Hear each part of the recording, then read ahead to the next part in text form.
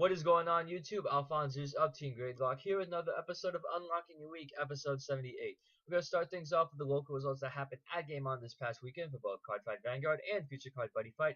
And then we're going to be taking a look into the video content you'll be seeing for this holiday week. And finally, we're going to conclude the episode with an episode review of Ride 205 or G Turn 9. So starting things off with the local results that happened at Game On this past weekend. We both had a Cardfight Vanguard and a Future Card Buddyfight tournament on Saturday. Cardfight Vanguard usually starts around 2 o'clock, and Future Card Buddyfight starts around maybe 5 or 6, depending on how long the Vanguard tournament takes place. So I was actually running a different deck right now, as it was actually a booster box tournament. It was a $10 entry, and prize pool was split between, I think, 2-3 boxes, and we needed at least 15 people. We were only able to get 14 though, so at least 2 boxes and 10 boosters win the prize pool. So I actually borrowed Frank's Shadow Witches deck with some little tech from the Brawler Release Safe in the Fighters Collection 2014. And here's how I did. In round 1, I went up against Chris L, and he was running the Liberated Gold Paladins. It actually wasn't including Prominence, Glare, or Core from the new set. It was actually just a trial decks. He was able to consistently save cards in his hand while calling cards consistently to the field. It was really just overwhelming because by the time I was trying to get getting units out of the field and just calling out grade zeros, he was able to Legion and utilize Aggro Bear to the point where he was just getting, free cards and free cards. He literally did the Aggro Bear combo, I think, twice in our 2 games, and he 2-0'd me pretty bad for that. I couldn't really capitalize on Rias at the end. It was either me on sitting on Diana all game or me sitting on Rias the whole game. And both of them aren't really that good alone, as the combo really brings everything together. So I lost in round 1. In round 2, I actually had a bye technically. It was Mike W who was running also Liberators, but I don't know what happened in round 1. I think he went up against the leaders and got pretty beat, or if it wasn't the leaders, it was actually the Rebirth, and he ended up giving me the win, and he dropped. So on paper it's a win, but really it felt like, alright, this is just a bye or whatever. So going into round 3, I went up against Adam. He was actually running Nubatama. He was actually running the Nubatama Stealth Beast from the Fighters Collection 2014. He was able to really drain my hand, if you say, because the starter was one of the key things that actually kept that threat on it. I didn't know, okay, as long as I perfect guard this, I lose out on cards. But the thing is, though, I barely have 2 or 3 cards to guard the other 2 rear guard attacks, and he managed to snipe out a few cards that were actually pretty damn close to me. So I was like, I can't really do it. And on the last Twin Drive in Game 2, he managed to get the Stand Trigger, which was that one to pass that I desperately needed, because I was able to block both attacks for like 20k and 18k. Those are the columns. I could have dropped 10k shields on either, but if he got a trigger, I would have been so screwed. So I had to do a one to pass on it. He got that one to pass, and I ended up losing it, going 1 and 2. So in round 4, I ended up going against Alex's Thing Saber Dragon. And he ended up, of course, we're not going to be topping out of this since it's only 4 rounds of Swiss for the top 4 playoff cut. So we ended up just flipping a coin for it, and he got tails, so he got the match in terms of that. Usually when it gets to that point where you don't get a chance to play, it's kind of disheartening because I want to, play test it. Even though it wasn't technically my deck, I wanted to still try and get some practice in, but I guess both of my opponents that didn't want to play that much, I guess I just, I was like, alright, cool, I can probably just, focus on other things, maybe just focus on my Future Card Buddyfight deck or, something else. So moving into top 4 cut, we had John running the Spike Bros with the Ogle, or Ogre, Legion, and then we had Arturo with the Great Nature Legion, yes, the promo. He was the same Great Nature player that actually pulled out 2 key wins in order to move on in the top 8 playoffs for the Team League 2014 regional that took place in Albany. Yes, the same regional at the infamous Round 0. And then we had the third person that made top 8 was Travis with Rebirth, and we had Chris L round up top 4 with the Liberators. Yes, the child deck Liberators. So it's good to see 4 very different clans make the top 4 in the new Set 16 launch weekend. So mad props to see 3 of those spots go to Team Gradelock. Glad that you guys are playtesting and practicing and, just topping consistently and just learning at least how this impact of the new meta will take place on Cardfight Vanguard.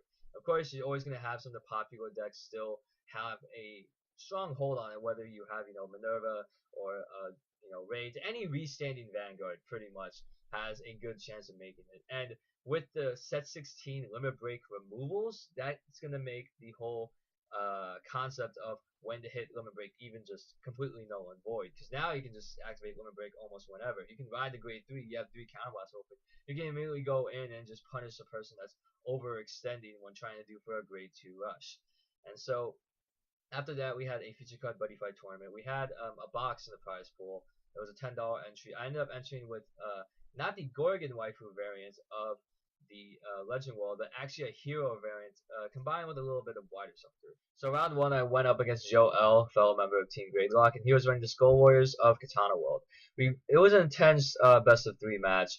We exchanged his victories in games 1 and games 2. I managed to have counter spells when I needed.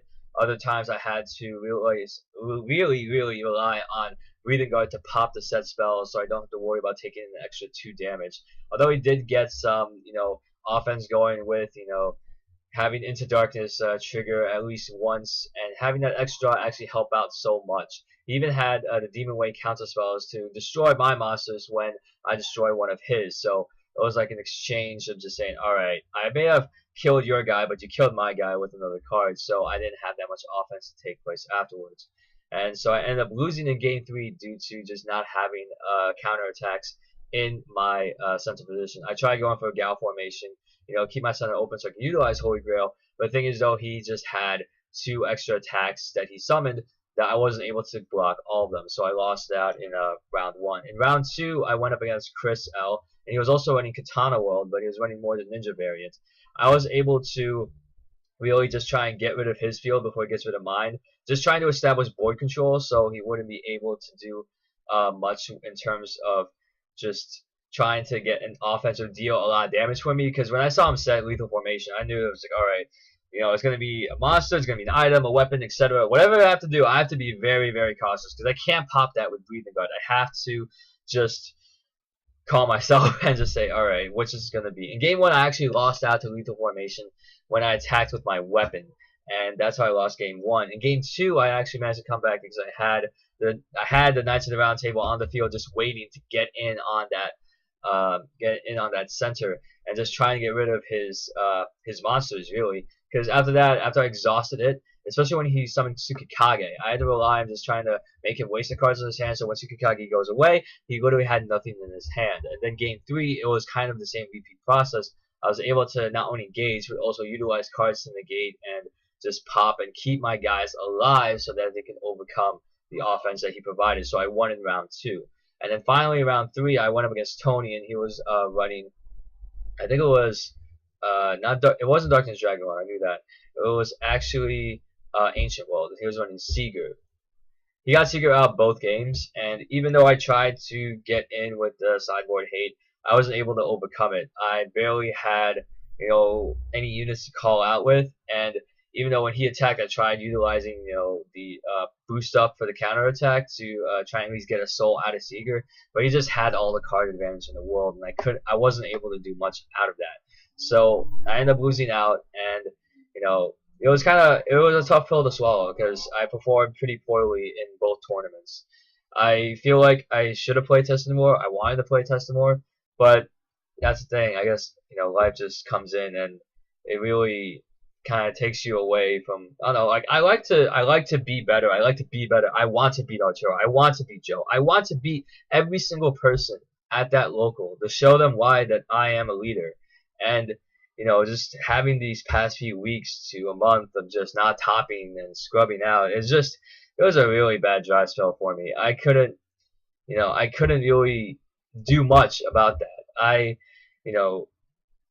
got frustrated. Ended up excusing myself from the local just to kind of just settle down a bit and just kind of take a little bit into my mind, thinking what do I really want to do?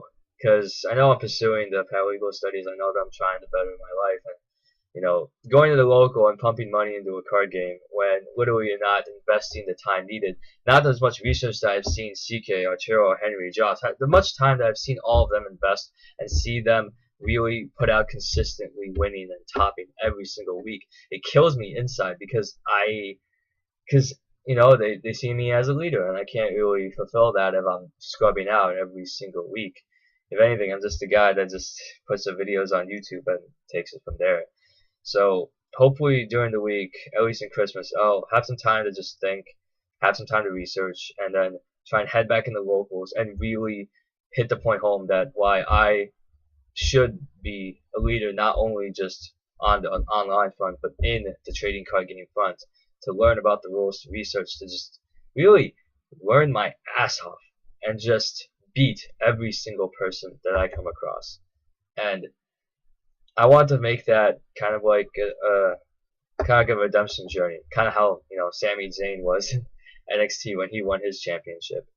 So I guess hopefully once I get the schedule all worked out a bit, I can probably be a bit more committed and just saying at least a day, just play test at least once or twice and try and learn something new about the deck you have. Because at least for both tournaments today, I was playing Shadow Witches for the first time and I was playing my hero variant for the first time. So I guess my being hard on myself would be a bit invalid because these were just the first times I actually took these into an actual trial against people who have had these decks and builds for a few months now. It's pretty insane, and I want to take that experience and kind of just say, all right, I scrubbed out really hard, but I want to go back, and you know what? I want to go in. I want to go in undefeated. I don't care who I face up against. I will go.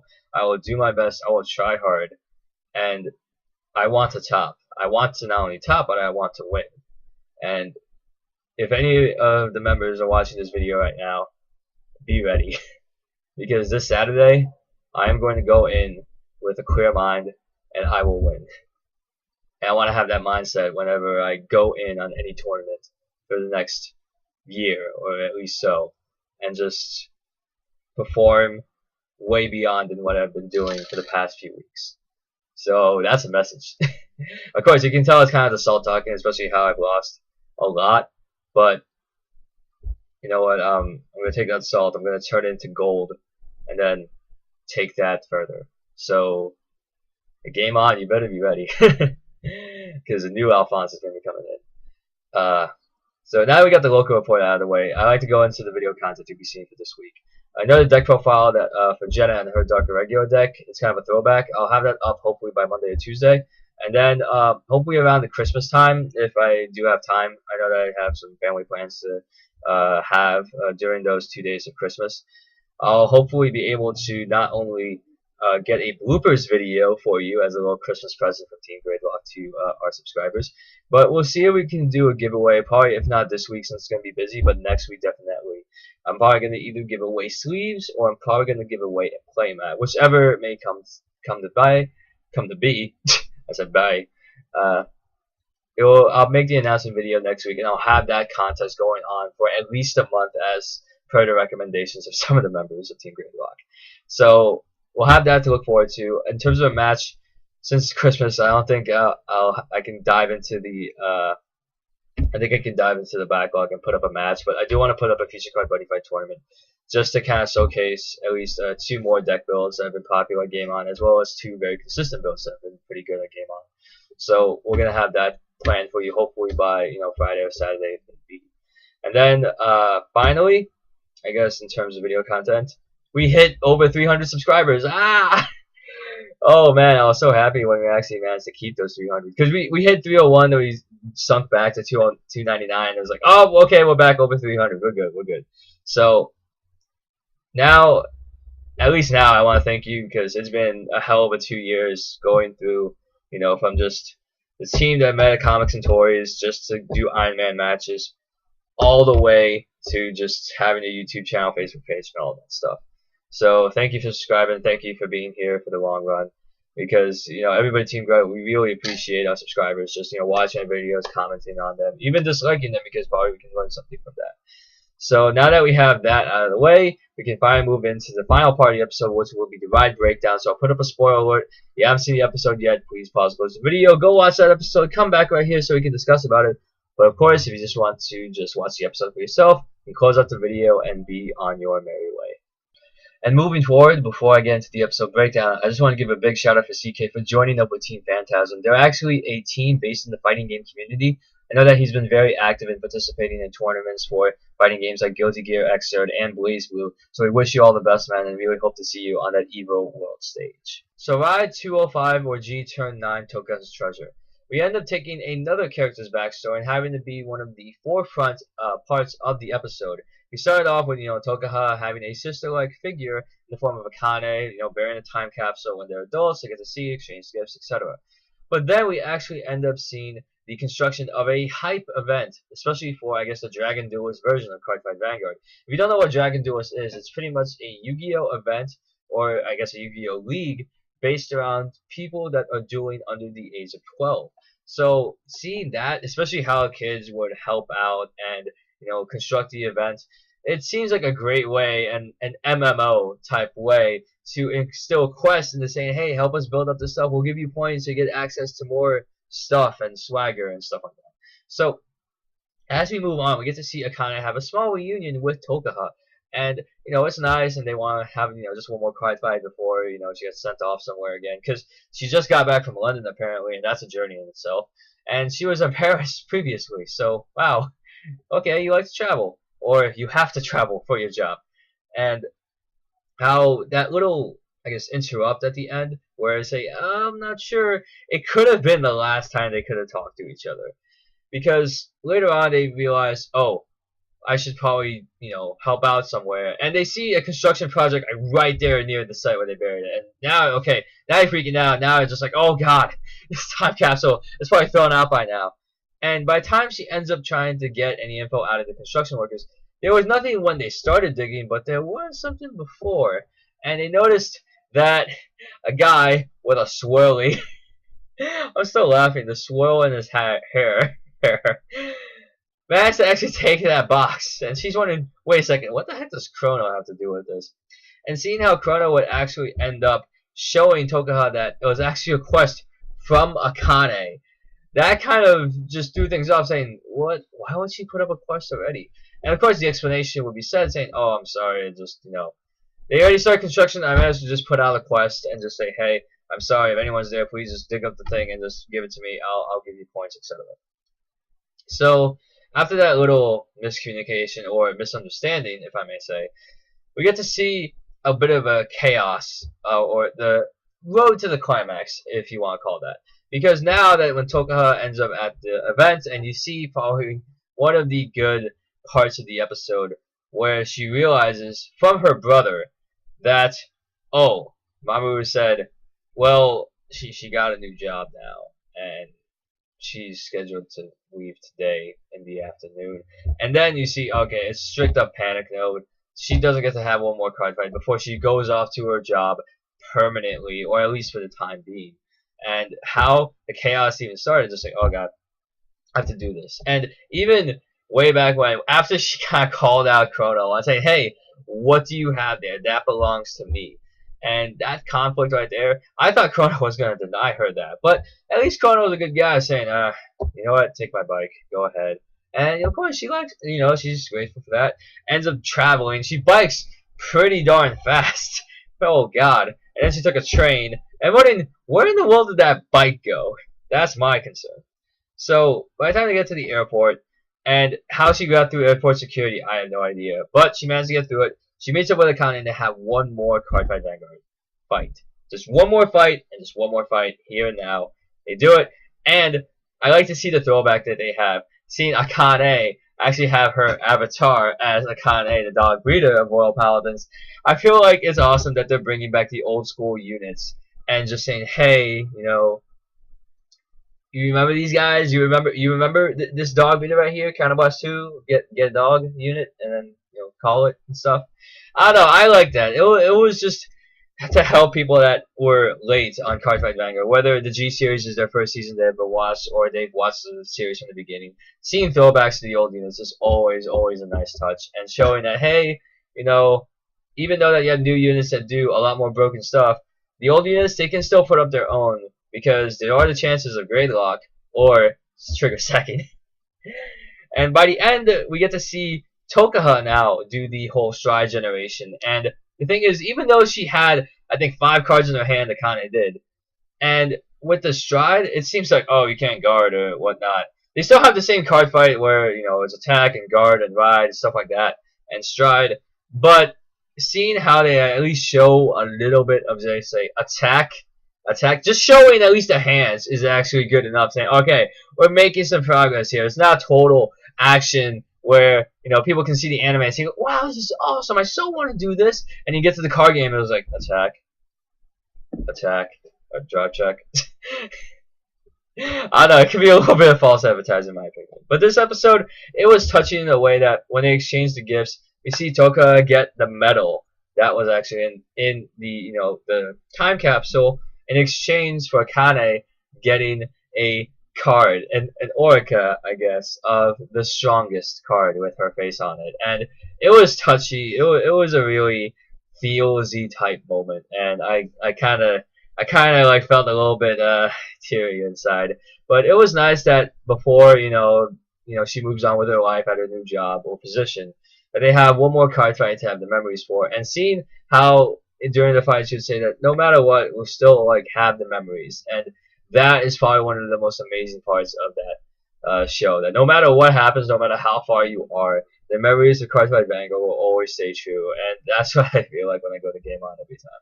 Of course, yes, I felt that I want to be the #1 top guy in every single card game that I want to play, but I still do. I just want to, you know, keep my life afloat. Just, you know, keep my aspirations for law afloat, keep whatever it is, and I don't know, as much as I want to separate the two, I feel like I want to have them meet as a joint end in some way. But enough about that. I hope that you enjoyed the little episode review that I had. It was a touchy-feely moment, but maybe once we get back into the next episode, we'll see like all hell break loose and oh my god, what's going on here? Because I think after we at least knew the main 3 characters and their backstories, maybe it's time for now to present a form of maybe an antagonist. Although I'm not sure who the new antagonist will be, because of course Trinity Dragon, they're kind of like the joke characters like Morikawa, but I want to see what the true antagonist will end up to be like, and that will be hopefully revealed in the next episode. I haven't seen the preview yet, but you know, feel free to correct me in the comments down below. And before moving into the closing, I just want to do a little bit of the face of the episode. I do know that we had a more focused one on Tokoha, but at least with that little conflict with Chrono and Tokoha when they were at Card Capital 2, the way that he was just facing her and just having that really intense look, like, wow, like that. And it was kind of cool, and I kind of sensed it to be like a lover's spat or something like that. It was just something like, alright, this ship is going to sail no matter what. And that's pretty much what I see. Outside of that, I did really like how he had the kid ask him, I don't understand the rules when you're playing Cardfight Vanguard. Of course, yeah, you're probably dealing with, you know, people 12 and under, but still, I can probably mirror that in the locals quite a bit on a weekly basis. So that's it for me. My name is AlphonZeus. I hope that you've enjoyed the week that I've unlocked for you, and I will see you guys next time. Take care.